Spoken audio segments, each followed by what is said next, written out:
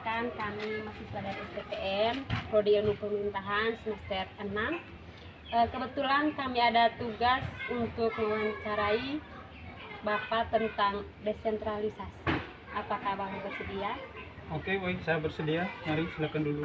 Terima kasih Pak. Oke, sebelum memulai dengan wawancaranya, perkenalkan dulu, nama saya Maximilianus Bani, biasa dipanggil Max. Mungkin ada pertanyaan, silakan. Oke Bapak, pertanyaan yang pertama, apa yang Bapak ketahui tentang desentralisasi?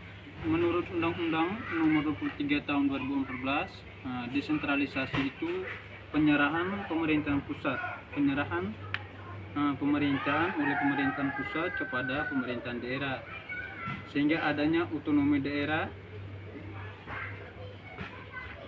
Lalu dengan adanya otonomi daerah di Indonesia, sehingga bisa merealisasikan pembangunan daerah khususnya di Kabupaten Inde. Pertanyaan yang kedua, apa tujuan dari penerapan desentralisasi? Tujuan penerapan desentralisasi itu kembali ke otonomi daerah. Oleh sebab adanya otonomi daerah, dia punya tupoksi itu, dia mengatur semua perjalanan kegiatan pembangunan yang ada di kabupaten atau kota, sehingga menurunkan tingkat kemiskinan masyarakat yang ada di kabupaten. Begitu. Mungkin menurut Bapak, apakah desentralisasi di kabupaten ini sudah berjalan dengan baik? Sistem desentralisasi di Kabupaten Inde ini memang sudah berjalan bagus, berjalan desentralisasinya di Kabupaten Inde. Itu dilihat dari struktur kepemerintahannya, dari desa, kecamatan, kabupaten, provinsi, pusat, sehingga perjalanan pemerintah, infrastruktur, dia berjalan sesuai dengan struktur kepemerintahan. Apa yang menunjukkan bahwa Indonesia sebagai negara kesatuan dengan sistem desentralisasi? Yang menunjukkan Indonesia sebagai negara kesatuan dengan sistem desentralisasi, seperti yang kita ketahui bahwa sekarang ini kita di Kabupaten Inde sudah tidak berlaku lagi seperti zaman feodal.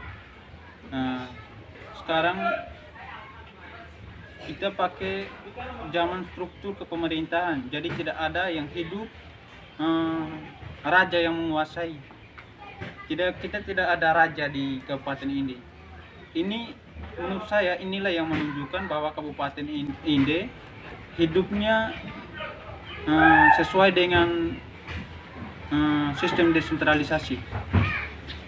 Bagaimana jika di Indonesia ini tidak ada penerapan sistem desentralisasi?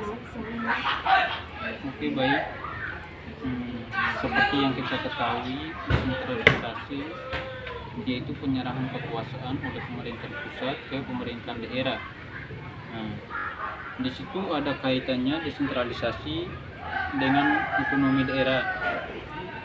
Otonomi daerah fungsinya untuk mengatur di daerahnya, untuk mengurus di daerahnya. Oleh sebab dengan adanya otonomi daerah, dia bisa membangun infrastruktur kabupaten ke infrastruktur daerah, sehingga masyarakat bisa merasakan dengan adanya kekurangan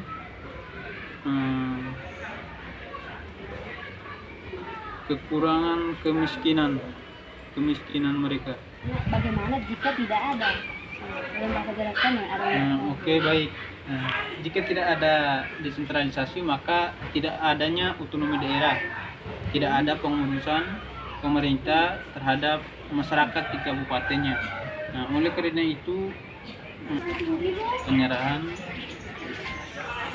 kewenangan terhadap dari pemerintahan pusat ke pemerintahan daerah. Nah, dengan adanya penyerahan itu maka adanya otonomi daerah dan fungsinya untuk mengatur masyarakatnya di daerah. Nah, jika tidak ada desentralisasi, maka banyak kendala-kendala yang terdapat pada masyarakat, misalkan faktor kemiskinan, sehingga masyarakat sangat-sangat merasakan kesulitan. Oke, terima kasih Bapak atas informasi yang diberikan. Semoga bermanfaat bagi kami dan bagi semua kan. Sekarang kami mau tanya, apakah video ini bisa kami upload di YouTube? Bisa.